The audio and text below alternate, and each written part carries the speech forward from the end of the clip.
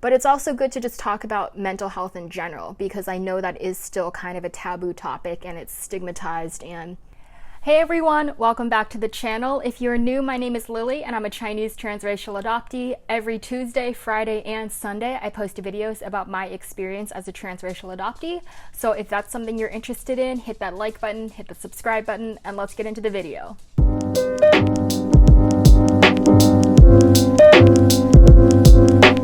Hey everyone, welcome back. I hope you're having a good Sunday. Grant is apparently going to be in all of these check-in videos because I'm just filming on the ground.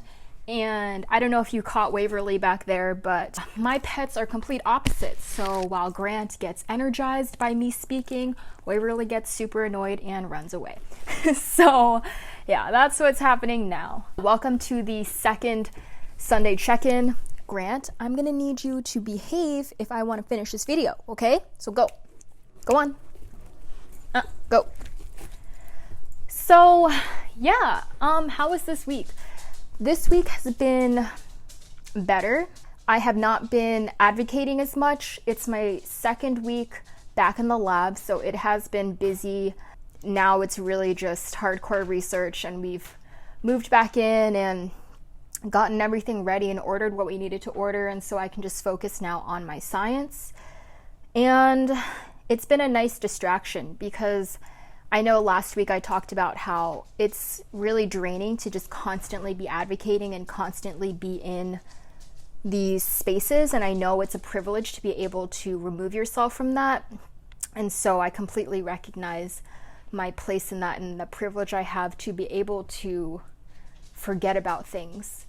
Oh, she's back. It's been getting better.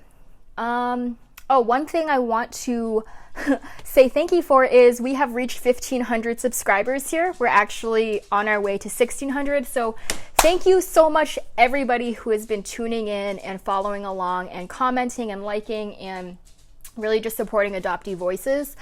It's really cool because I've now seen a few other adoptees starting these vlogs, whether it's on Instagram or YouTube, and so I think it's really cool that there are going to be more perspectives and more voices for us to listen to and really learn from. And yeah, that was one of my goals with this, was to just show people that yeah, it can be scary to share this much about yourself on a social media platform, but you can also help people and remind adoptees that we're not alone. And now other adoptees are taking ownership of their stories and sharing, and I'm just really excited to connect with you all. So yay, thank you so much for joining me on this platform. I've just been turning off my phone, which might be annoying some people, but I don't know if it's the social climate, but also people are still stuck at home in quarantine. But so many people have been messaging me, and I'm not saying this is like, oh, I'm so popular. It's just like, again, I have to remove myself from it. And I was getting frustrated because there were some people in my real life who have never spoken to me about adoption and never spoken to me about race. And they're just sending me memes and sending me the usual stuff. And I just didn't even respond because I'm like, hello, there are bigger things happening in the world. And yeah, I have the privilege of being able to escape and go to work, but it's also very privileged for someone who is not a person of color to just continue living life normally and not really putting in the work and not listening to Black voices and voices of people of color, and just doing the performative advocacy and the performative allyship. So I was just getting really frustrated and I was just getting tired. So now I have been turning off my phone more. I do that anyway when I want to be productive, just because it's so easy for me to get distracted. Like if someone messages me, I'm the type that wants to fix things immediately, and so I'll just devote my attention to that. But I have other things going on in life, and so aside from just being back in the lab and progressing with my PhD, like I'm still writing my novel, and so I have like a word count goal every day that I want to get to, so I've been turning my phone off for that. I'm still reading. Publishers, I don't know if you all know this, but publishers send me books to review, and so I have a checklist to do for that. And so yeah, my life is still happening, and my life was going on even when I wasn't back in the lab. And so I think that's something that we all need to be mindful of, not just with me, but with everybody in your life. Like, yeah, quarantine is happening, but that doesn't mean everybody's just sitting on their couch on their phones waiting for somebody to text. And yeah, I guess just like the last update, not even update, just like thing I want to talk about is I'm really glad that I've started doing these Sunday check-ins, because I mean, I think I feel more okay with not being okay in the Sunday check-ins. I'm more okay with telling you all that it's just been like a rough week, and I've had to turn off my phone, and I've been going to bed at 9 p.m. because I just can't really deal with everything. Like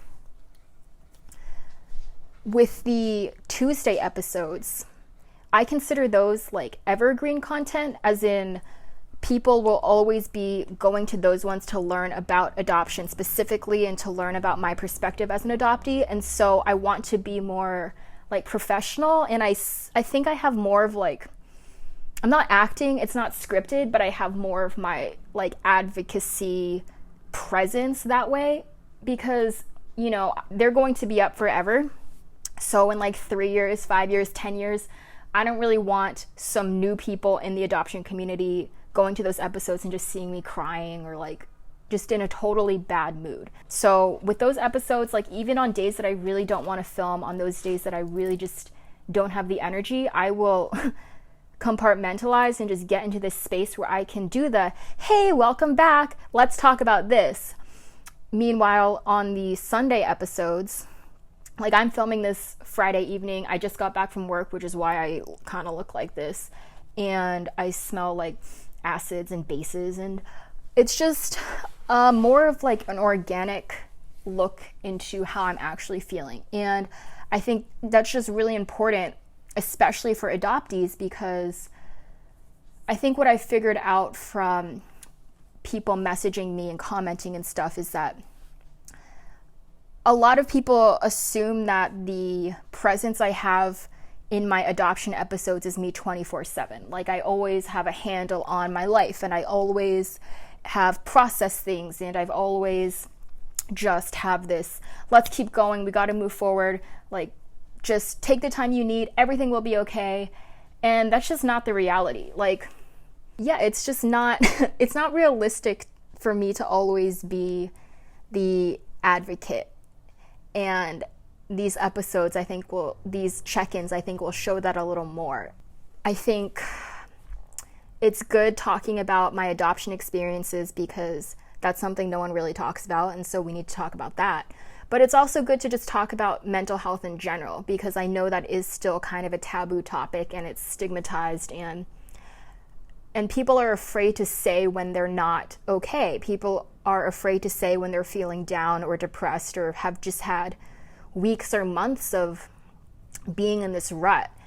And especially in this last year, I've really started examining mental health, not only with me, but with my loved ones. And it's just, I think it is so important to remind people that they're not alone in their mental health struggles and their mental health journey. And we have to be willing to be there for them and create those safe spaces. And I think sharing our own struggles will help people feel safe when they're struggling too, because it's always scary when you're struggling. So it's really great being able to connect with all of you, and I'm sorry if I am not always responsive and I am not reading every single comment or every single message. It's just, it can be a lot sometimes, and I want to be transparent and honest and say, you know, right now in this particular moment, I really need to focus on my science because I'm back in the lab and I have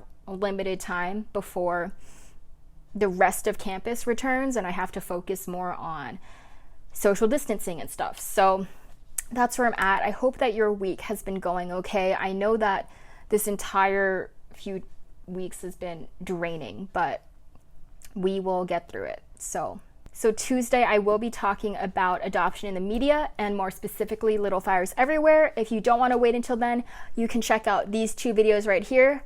But other than that, thank you so much for watching, and I will see you on Tuesday.